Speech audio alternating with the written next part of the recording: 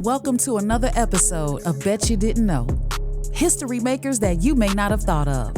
Right here on Vaughn TV. I'm your host, LaDonna Ray. And today we're going to be talking about Major Taylor. Imagine being the fastest man on two wheels. So fast that the world couldn't deny your talent, yet many still refuse to accept your presence. A man who defied racism, shattered records, and set a new standard for what was possible. This man was Marshall Major Taylor. Marshall Major Taylor was the first international African-American superstar. He did more than cross the color barrier. He was the absolute best in his sport. He was a pioneer before the pioneers.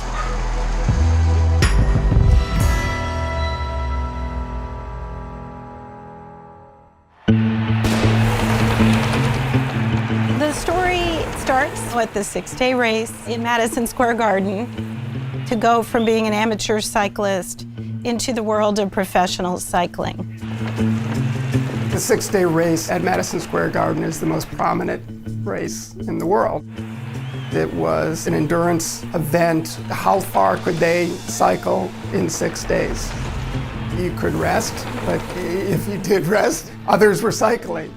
You are speeding around the track at 40 miles an hour, which in those days was faster than an automobile. Keep riding, whatever it takes. It's absolutely about how much willpower you have to give to that.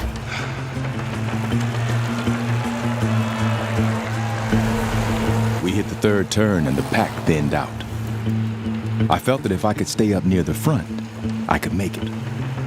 I was the only sprinter in the field, the only black man. And for 18 straight hours, I managed to stick to my wheel. My greatest difficulty was staying awake.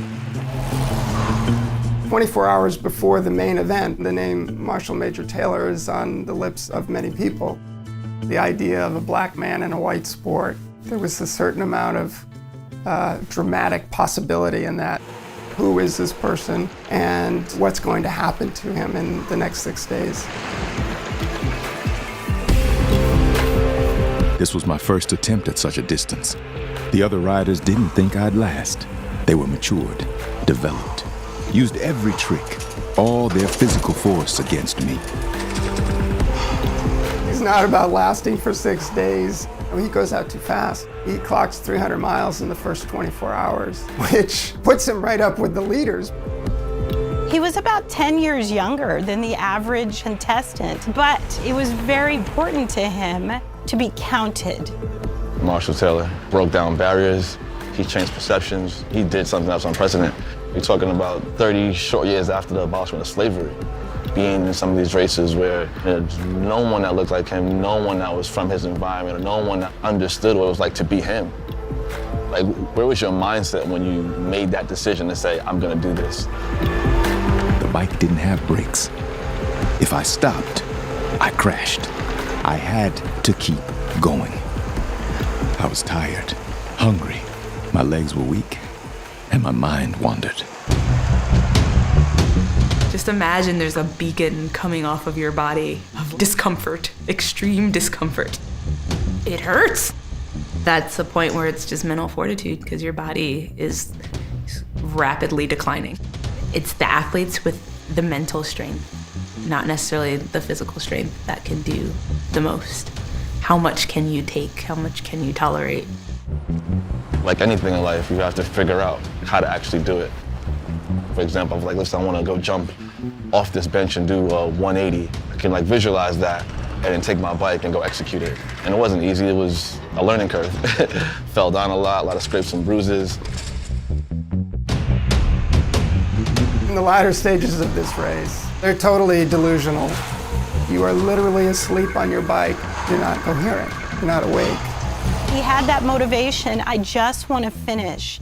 I finally earned my right to be here. I want to see what I can do. By day 5, the field has been winnowed down to half. And Major Taylor is surprisingly, shockingly, one of them. The top writer said the 6th day would kill my career, that I was done. There's surges, there's lulls. The pain happens, but it's not necessarily continuous. Everyone is human, and so they have their human limits. He has 2 brutal crashes. When you love something, falling down isn't gonna stop you if you truly want it. That's the thing that separates good from great.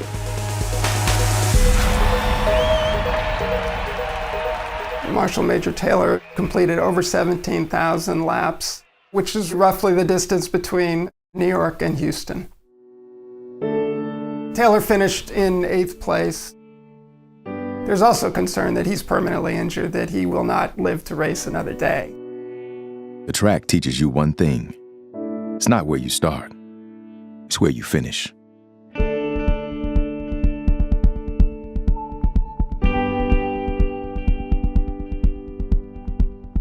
He achieved exactly what he set his mind to achieve. People accepted him finally for what he could do.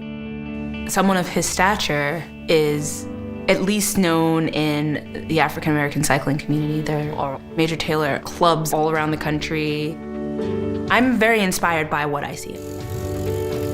My goal is to become the first ever African American female professional road cyclist. So that barrier's crushed, that's not a thing anymore. And the next person can swoop in and do something even more awesome. I want to smash through glass ceilings similar to Mr. Marshall Taylor. And that's the thing that inspires me. It's like, okay, cool, how can I take this bike riding thing of mine so much further? Everybody from the cyclists who are racing under his name to the amateur teams that are out there, I mean, we're all sort of taking a little shovel of dirt off that story that had been buried for so long and bringing it to light. In a word, I was a pioneer, and therefore had to blaze my own trail. Mr. Speaker, today I rise to introduce the bipartisan Marshal Major Taylor Congressional Gold Medal Act, the highest honor this body can bestow upon an American. Major Taylor was the greatest athlete of his era, America's first sports superstar, and a world champion. But he's been left out of our history books. We need to bring him out of the shadows and recognize his greatness both on and off the track. Not only did Taylor set world records and dominate his sport, but he did so while facing down racists and bigots in the Jim Crow era. Race organizers would try to exclude him from events. Other cyclists would viciously insult him and even did physical harm. But despite it all, the son of a Union soldier rose above it, setting record after record and becoming a world champion. Even when compared to today's athletes, Major Taylor is among the greatest cyclists of all times. It's time that Congress recognize the greatness and award him a gold medal.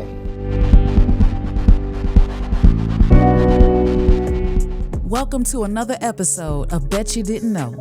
History makers that you may not have thought of. Right here on Vaughn TV.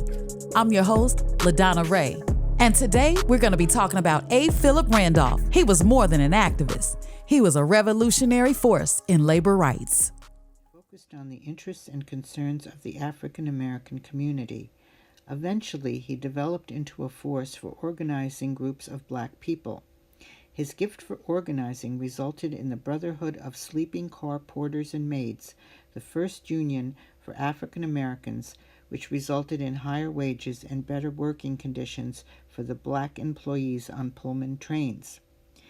He felt that waiting patiently and quietly for African Americans to attain equality through those in political power would never bring desired results. He was convinced that organizing groups of individuals to march and protest intolerable conditions suffered by people of color brought more attention to the cause and inevitably brought changes more rapidly. He proved to be right. Through the intervention of Eleanor Roosevelt, he was able to meet with FDR about a planned protest focusing on discrimination in the defense industry. I called for a conference with the president. He said, Phil Randolph, we can't have 100,000 Negroes marching on Washington. If anything anything such as that were to occur, you wouldn't be able to manage them. We might have bloodshed and death. In 1941, FDR signed Executive Order 8802, ending discrimination in the defense industry and creating the Fair Employment Practices Commission in order to prevent the threatened March on Washington by 100,000 African Americans organized by Randolph.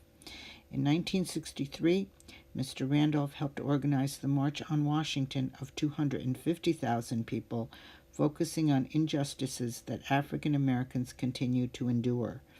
This would help lead to the Civil Rights Act of 1964.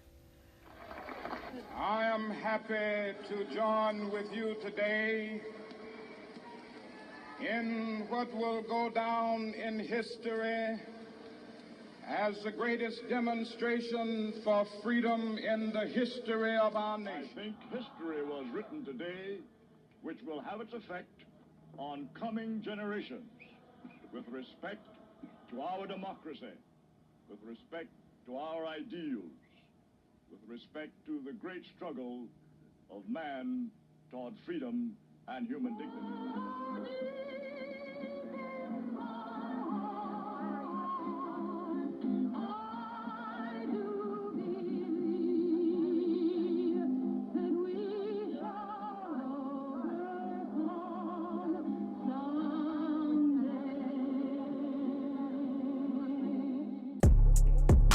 Welcome to another episode of Betcha Didn't Know. History makers that you may not have thought of. Right here on Vaughn TV. I'm your host, LaDonna Ray, and today we're talking about Walter Henry Dyett. He was more than a music educator. He was a mentor, visionary, and a conductor of greatness. They all say they got a great deal from Captain Dyett and DuSable, and today they gave back a little.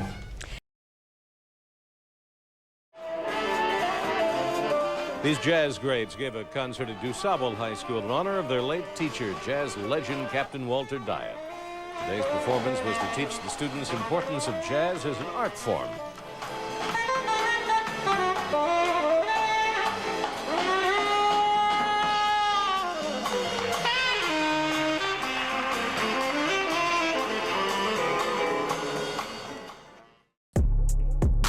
Welcome to another episode of Betcha Didn't Know. History makers that you may not have thought of. Right here on Vaughn TV. I'm your host, LaDonna Ray, and today we're talking about Dr. Hadiya Nicole Green, pioneering physicist and cancer researcher.